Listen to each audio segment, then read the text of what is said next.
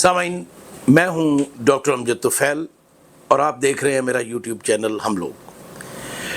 اس بار ہم آپ کو ایک بہت ہی نازک اور حساس موضوع پر کچھ معلومات دینے کی کوشش کر رہے ہیں۔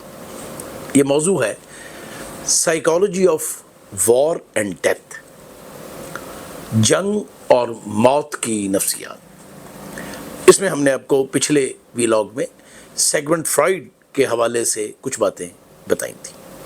اب ہم ایک دوسرے ماہر نفسیات کی طرف آتے ہیں، اس کا نام ہے ویلہم رائخ۔ رائخ بنیادی طور پر آسٹرین تھا، سائیکو انالیسس تھا، سائیکیٹرسٹ تھا، اور اس نے 1933 میں ایک کتاب لکھی جس کا انگلش ٹرانسلیشن 1946 میں ہوا۔ اس کا نام ہے ماس سائیکالوجی آف فاشزم۔ بڑی دلچسپ کتاب ہے اور یہ رائخ کے ان ایکسپیرینسز پہ بنیاد کرتی ہے جو اسے 20th سینچری کی ابتدائی دہائیوں میں جرمن لوگوں میں زندگی گزارتے ہوئے ہوا۔ پہلی جنگ عظیم، پہلے جنگ عظیم کے بعد کا زمانہ جسے اکنامک ڈپریشن سے بھی منسوب کیا جاتا ہے، اور پھر اس میں فاشزم کا عروج۔ اب فاشزم کیا ہے، اس کو سمجھنے کی ضرورت ہے۔ رائخ کہتا ہے کہ فاشزم بنیاد رکھتا ہے irrational اور اتھارٹیرین سٹرکچر کے اوپر۔ اگر آپ ایسے معاشرے میں زندگی گزار رہے ہیں یہاں غیر عقلی باتیں قبول کر لی جاتی ہیں یا سختی کی جاتی ہے، اتھارٹی چلائی جاتی ہے اور لوگوں کو مجبور کیا جاتا ہے کہ وہ خاص طرح کی باتیں جو ہیں ان کو قبول کر لیں، تو اس صورت میں فاشزم پیدا ہوتا ہے۔ اب زگلر ایک ماہر نفسیات ہے جس نے ویلہم رائخ پہ کام کیا۔ وہ یہ کہتا ہے کہ ویسٹرن سوسائٹی میں فاشزم یا زائنزم کوئی نئی چیز نہیں ہے، یہ پیدا ہوئی ہے 16ویں صدی میں، اور پہلا زائنسٹ یا فاشسٹ جس کو یورپ کا کہا جاتا ہے وہ نپولین بوناپارٹ ہے۔ اور یہ جو لوگ تھے ان کے اگر آپ ہسٹری میں جائیں تو ان کے ڈانڈے جو ہیں وہ ٹیمپلر نائٹ سے ملتے ہیں، کروشیڈ جو ہوئیں ان سے جا کے ملتے ہیں، اور کیپٹلزم کی جو گروتھ ہے اس کے ساتھ جڑی ہوئی ہے۔ اب ہم دیکھتے ہیں کہ کیسے پورے کا پورا معاشرہ تشدد کو اپنا لیتا ہے۔ ویلہم رائخ یہ کہتا ہے کہ ایسا اس لیے نہیں ہوتا کہ چند لوگ تشدد کرنا چاہتے ہیں، ان میں اگریشن ہوتی ہے۔ لوگوں کی اکثریت اپنے اندر کی اگریشن کو باہر لے آتی ہے، وہ اس پروسیس میں شامل ہو جاتے ہیں، اور جو شامل نہیں ہوتے وہ بھی اس کے بارے میں خاموشی اختیار کرتے ہیں۔ اب ہم چلتے ہیں، زیادہ دور نہیں جائیں گے۔ سیکنڈ ورلڈ وار کی بہت بات کی جاتی ہے، اور زائنسٹ جو ہیں وہ ہولوکاسٹ کا بہت تذکرہ کرتے ہیں، اور ایک سطح پہ کہہ لیجئے کہ اسرائیل کی ریاست کا جو قیام ہے وہ ایک تلافی تھی بقول ان کے۔ کیا واقعی ایسا تھا؟ نہیں۔ ہولوکاسٹ سے بہت پہلے 20ویں صدی کی ابتدائی 2 دہائیوں میں جب ابھی کہیں ہولوکاسٹ نہیں ہوا تھا، ایک جوئش اسٹیٹ کو بنانے کی سوچ جڑ پکڑ رہی تھی۔ برٹش پارلیمنٹ میں ایک زائنسٹ نے یہ تجویز پیش کی، اور یہ 2015 میں پیش کی گئی، کہ جو فلسطین کا علاقہ ہے اس پر برطانیہ قبضہ کر لے، اپنی تحویل میں لے لے، ان سے لے لیا جائے جو خلافت عثمانیہ کا یہ حصہ تھا، پھر یہاں سسٹمیٹکلی زائنسٹ جو ہیں ان کو آباد کیا جائے، اور جب وہ وہاں سائزبل تعداد میں آ جائیں تو پھر وہاں اسرائیل کی اسٹیٹ قائم کی جائے۔ دوسری طرف ہم جرمنی میں دیکھتے ہیں کہ ایک ایسا مائنڈ سیٹ پروان چڑھا جسے نازیزم کا نام دیا جاتا ہے، اٹلی میں ایک ایسا مائنڈ سیٹ پروان چڑھا جسے فاشزم کا نام دیا جاتا ہے، اور ان دونوں کے خلاف بہت پروپیگنڈا ہوتا ہے۔ لیکن وہ سرمایہ دارانہ دنیا جو ان دونوں رجحانات کے پیرلل ایک تیسرا رجحان اپنا رہی تھی، زائنزم، اس کو زیادہ زیر بحث نہیں لایا جاتا۔ کیوں؟ کیونکہ یہ جڑا ہوا ہے جس کو بظاہر اوپن سوسائٹی کا نام دیا جاتا ہے، اس کے انٹرسٹس کے ساتھ۔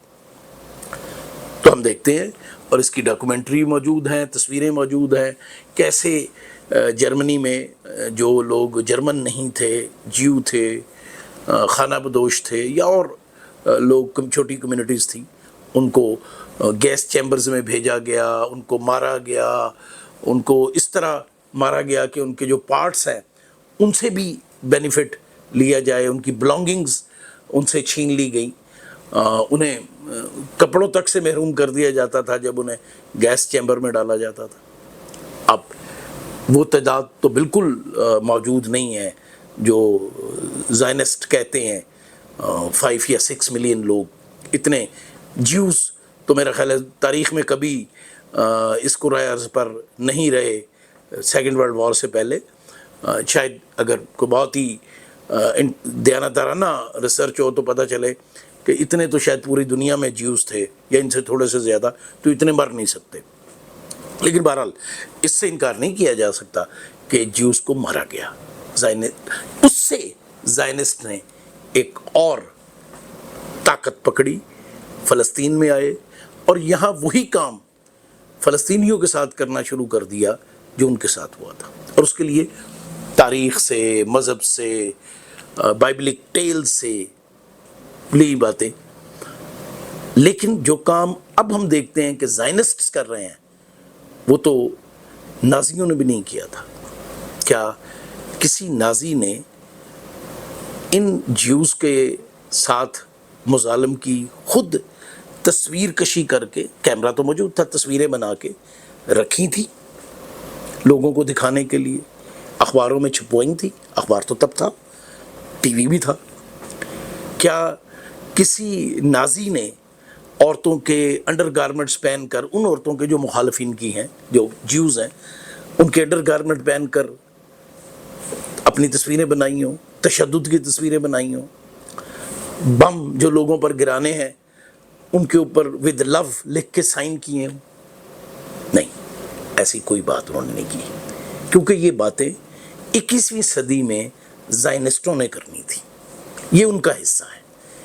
تو فاشزم ایک شکل میں ظاہر نہیں ہوتا، یہ تاریخ کے ہر دور میں ظاہر ہوتا ہے، مختلف شکلوں میں ظاہر ہوتا ہے، دنیا کے مختلف حصوں میں ظاہر ہوتا ہے، اور جو لوگ اس ٹرینڈ کے مالک ہوتے ہیں، جن کے اندر یہ مضبوط ہوتا ہے، وہ سارے ایک دوسرے سے جڑے ہوتے ہیں۔ تو ہم دیکھتے ہیں کہ یہ موومنٹ زائنزم کی، جس میں وائلنس ہے، لوگوں کو مارنا ہے کسی پرٹیکولر آئیڈینٹی کی بنیاد پہ، یہ صرف فلسطین میں نہیں ہو رہا، یہ بھارت میں بھی ہو رہا ہے۔ مودی جس نے 2002 میں گجرات میں مسلمانوں کا میسیکر کیا، اس کے روابط اس کے بعد ورلڈ زائنسٹوں سے ملے، انہوں نے اس کو پیٹرنائز کیا، انہوں نے سرمایہ کاری کو بھارت کی طرف موڑا، مودی کو بھارت کا اقتدار دلوایا، اور اب 3 مسلسل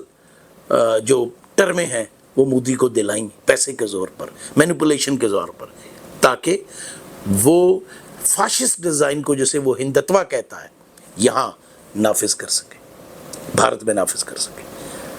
اب سوال یہ ہے کہ کیا یہ سائیکی دنیا کے ایک حصے تک محدود ہے؟ نہیں، ہم اس کا ابھار یورپ میں بھی دیکھ رہے ہیں، ہم اس کا ابھار امریکہ میں بھی دیکھ رہے ہیں، مسلمانوں میں بھی ایسی تنظیمیں موجود ہیں جن میں یہ ٹرینڈز بہت سٹرونگ ہے جیسے داعش ہے. اور ایک دور میں تو مسلمانوں کو بہت بدنام کیا جاتا تھا ان کی بنیاد پرستی اور ان کی ٹیررزم کے حوالے سے. پتہ چلا کہ مسلمان ٹیررسٹ تو کچھ بھی نہیں تھے. اگر وہ ساری کہانیاں جو ان کے بارے میں بیان کی گئی تھیں وہ تو ان کے مقابلے میں کچھ بھی نہیں تھی.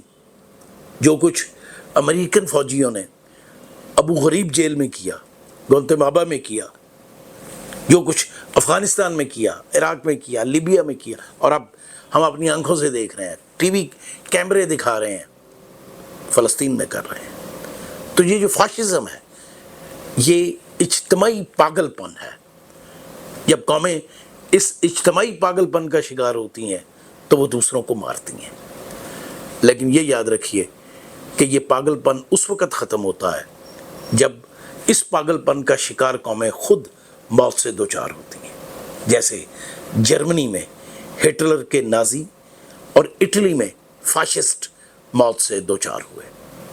تو یہ بات طے ہے کہ آنے والے سالوں میں، چند سالوں میں، زیادہ دور کی بات نہیں ہے، یہ جو اس وقت زائنسٹ ہیں، یہ جو اس وقت ہندتوا کے پجاری ہیں، یہ جو اس وقت دنیا کو وائلنس میں دھکیل رہے ہیں، ان کی موت اسی طرح دیوار پہ لکھی ہوئی ہے جیسے نازیوں اور فاشسٹوں کی لکھی ہوئی تھی.